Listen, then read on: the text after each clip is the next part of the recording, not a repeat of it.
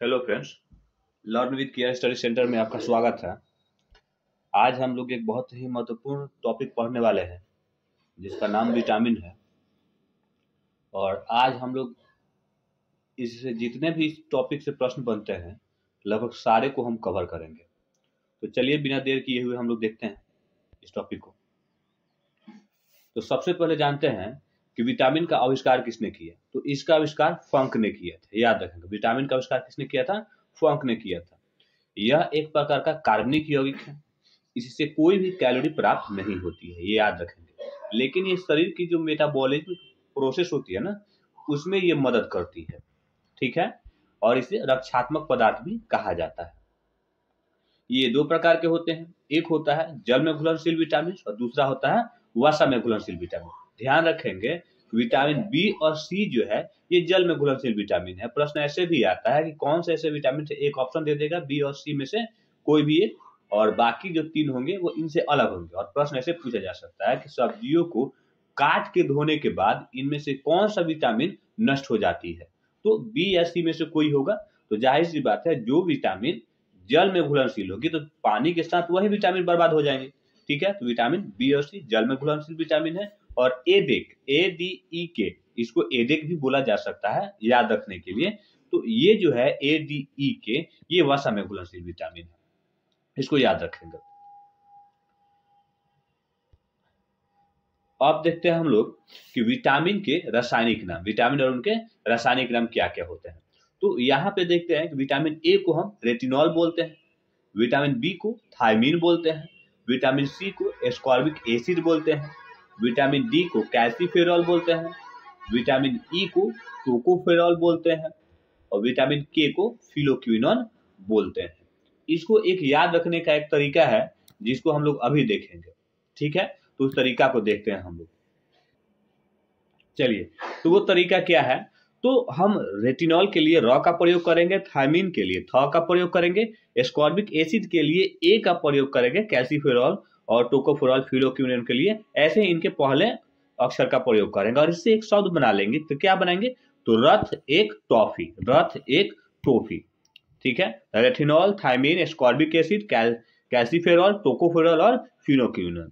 तो ये जो है एक तरह का ट्रिक हो गया, इससे करके आप याद रख सकते हैं। चलिए नेक्स्ट देखते हैं इनसे जुड़े हुए जो भी तथ्य हैं।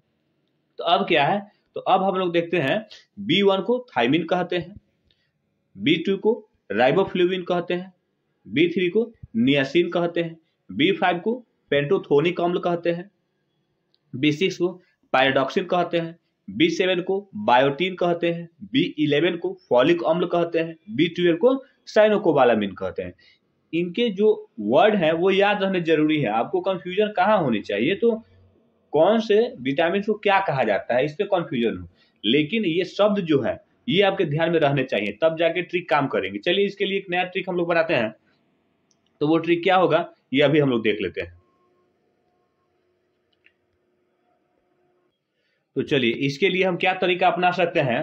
तो तरीका ये हो सकता है हमारा कि थायमीन के लिए था का इस्तेमाल करेंगे, राइबोफ्लेविन के लिए र का इस्तेमाल करेंगे, नियासिन के लिए नई या नहीं का इस्तेमाल करेंगे, पेंटोथेनिक के लिए पा, वैसे ही सभी अक्षरों के लिए केवल 11 B11 को आपको याद रखना होगा। इसको फॉलिक अम्ल कहते हैं क्योंकि इसका इस ट्रिक में कहीं कोई स्थान नहीं दिया गया है। तो ध्यान रखेंगे, केवल फॉलिक अम्ल याद रखेंगे, B11 को कहा जाता है, बाकी सारे का इस ट्रिक में स्थान है। तो देखते हैं कैसे।